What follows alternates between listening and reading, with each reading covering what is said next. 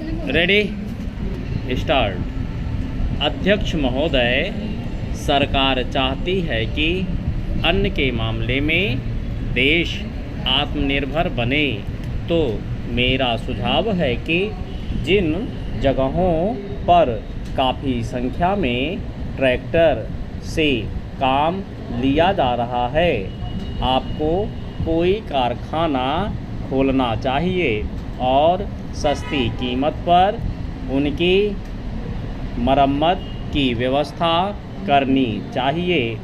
आप बाहर से ट्रैक्टर मंगा रहे हैं, मैं समझता हूँ कि यह सारा रुपया व्यर्थ व्यय किया जा रहा है।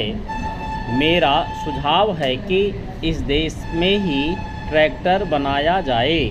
बाहर से खेती के सामान जो आ रहे हैं, कारखाने से होकर ही आ रहे हैं। इनको जहां भेजना हो वहां सीधा भेजा जा सकता है, किंतु हो यह रहा है कि पंजाब सरकार द्वारा इनको सारे देश में वितरित किया जाता है। चूँकि इनको पहले पंजाब भेजा जाता है और फिर सारे देश में भेजा जाता है, इसलिए खर्चा ज़्यादा लगता है। खर्चा कम करने के लिए, लागत कीमत कम करने के लिए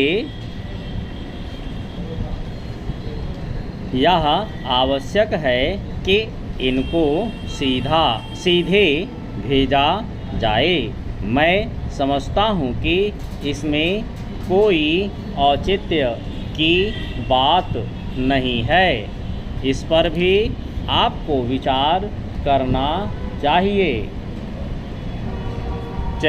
आपको किसानों की सहायता करनी चाहिए। उनकी हिम्मत आप ना तोड़ें। हमें चाहिए कि उनको हम सस्ते दामों पर खाद दें, बिजली दें, बीज दें और पानी भी दें। लेकिन ऐसा ना करके हम देख रहे हैं कि हर चीज़ के दाम बढ़ाए जा रहे हैं। नलकूप पर आप कर लगा रखे हैं, उनको बिजली नहीं मिल रही है। इस ओर आपका ध्यान जाना चाहिए। वास्तव में आप कृषि की उन्नति चाहते हैं तो सिंचाई और बिजली का काफ़ी इंतज़ाम होना चाहिए।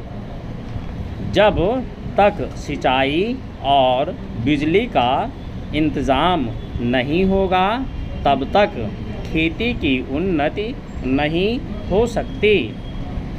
अब तक सिंचाई और बिजली तो एक मंत्री के हाथ में है, लेकिन कृषि दूसरे मंत्री के हाथ में है।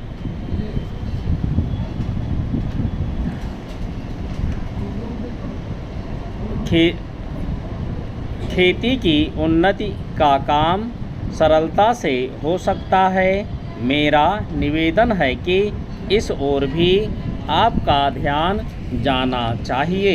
समाजवादी समाज की रचना की बात बहुत कही जा रही है। गरीबी को दूर करके हम सबको बराबर लाना चाहते हैं, लेकिन देश में गरीबी आज भी बढ़ती जा रही है। मैं यह नहीं कहना चाहता हूँ कि हमारे देश में सरकार ने कुछ नहीं किया है।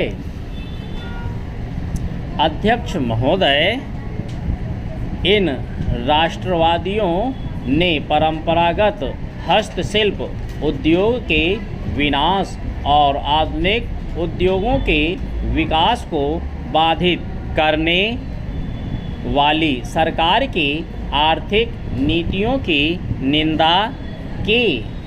उनमें से अधिकतर ने भारत की रेलों उद्योगों और चाय कॉफ़ी के बागानों में लगाए जाने के लिए बड़ी मात्रा में विदेशी पूंजी